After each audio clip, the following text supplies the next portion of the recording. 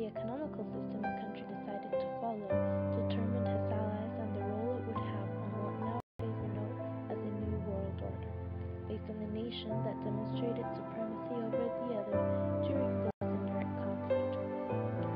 Mexico is one of the countries that experienced changes each time a new president was chosen. Lázaro Cárdenas became president in 1983.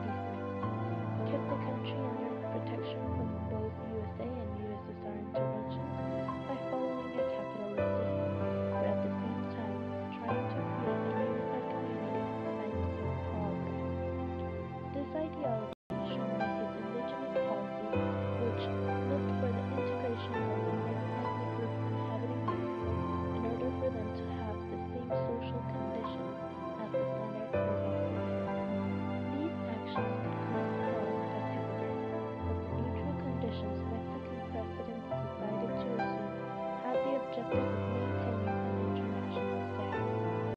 There was a plan for both economical systems, yet neither of the systems was completely developed, which caused that the progress for the socialist community had to be stopped and politically treated to be transformed and adapted to the system which the post-conflict had decided on. This is capitalism. Though the system was economically a capitalist one, Cárdenas' government implemented a socialist school of thought in public education, reforms to aid the indigenous groups in the adaptation process to society, reforms to aid workers gain better conditions, and his most famous reform, the expropriation of national oil reserves. By this time, the idea of socialism was already well known in other parts of the world. However, Mexico was slow to make progress into adapting to this idea due to the neighboring superpower, the USA, which influenced greatly the point of view of how media transmitted the socialist ideas, and thus how the public received these ideas.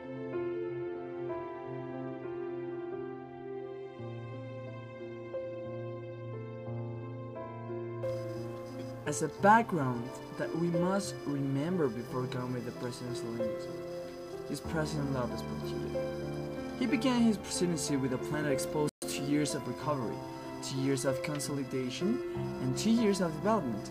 His plan was really ambitious and so good, but he started with another one after knowing that many petroleum deposits were located. His plan, Administration of the Abundance. This plan gave Mexico a lot of money in resources, but the government itself was responsible of spending it all the money without bound. Mexico had a great dependence in the petroleum exports, and suddenly the Arabs gave the barrel in $4, while Mexican petroleum was selling more than $56. Instead of reducing the prices, the Mexican government decided to increase the prices. Thus, Mexican government started to lose a lot of money and the public expenses did not diminish. This created a crisis in which the gross domestic product and the Federal Reserve vanished to 0%. Mexico had the need to ask help to the International Monetary Fund. The wealth was not shared at all because the inflation and the devaluation of our currency was rounded to 100% or even more. Miguel de la Madrid entered the government to try to save the country. He established something called Programa Inmediato de Reordenación Económica, or PIRE, but it was eliminated because of the earthquake of 1985. Also, the Bolsa Mexicana de Valores fell to a complete catastrophic crisis. Why? Because from 56 pesos per dollar, it turned to be 2,200 pesos per dollar. Mexico was pushed to enter neoliberalism. How did Mexico enter neoliberalism may be the question. Well, Miguel de la Madrid established certain programs that enable Mexico to enter this system and to make Mexico a bit more competitive in order to give Mexico stability, especially economic stability. If you have economic stability, you may have political stability and social stability. What he did was that he entered certain organizations that were World Trade Organization, as as well as a General Agreement on Tariffs and Trade, the GATT. With this, Mexico started its period of neoliberalism, though it was at the end of Miguel de la Madrid presidency.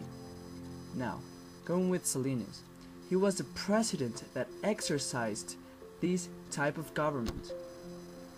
Before explaining the function of neoliberalism and the meaning of a concept in a government such as Salinas, we must recall something really important.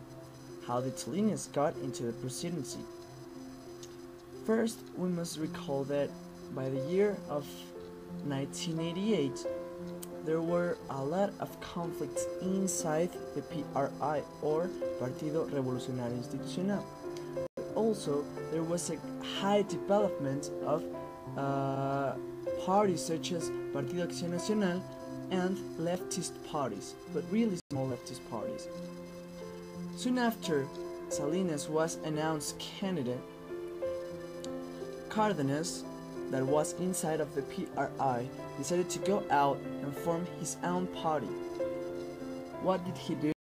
He made a unification of Adolfo López Mateos became president on December 1st, 1958. When he took the presidency, Mexico had several domestic problems, because it was difficult to keep an economy that made it possible to counter the disproportionate population growth and also to raise the standard of life in the country. He appointed that the Mexican foreign policy was an instrument to support and to drive the country's development, and that it wasn't possible to develop a country maintaining it isolated from the world. He also mentioned that Mexico wouldn't accept anything that could weaken its sovereignty. Through this policy, López Mateos made a great effort to diversify and expand the international relations, which placed the country in an important international place. On the other hand, internally, even if he tried to integrate socialist aspects to the national policy, his reforms tended to capitalism. At that time, there were rumors of an imminent nuclear war, and tension between the capitalist and the socialist blocs was becoming increasingly violent. He applied pacific confrontations with members of the socialist bloc, which opened the market for economic relations. He imposed the Treaty of Tlatelolco, which established that the countries assigned it must obey the reforms in order to dismantle nuclear weapons and to stop the development of such weapons. Economy was established in terms of commerce and imbalance, which refers to the equilibrium between imports and exports. But he tried to support industry and impulse foreign investment and tourism. He nationalized the electric industry to promote national growth. Dirty war in Mexico began at the end of the 1960s up to the end of the 1970s. It began with a military repression against the student movement in 1968 with the Sordas, and concluded with a political reform of 1977, legalizing the existence of the Communist Mexican Party and the Mexican Socialist Party. Between 1965 and 1980s, the Communist and Socialist parties produced approximately 29 guerrilla groups in the country.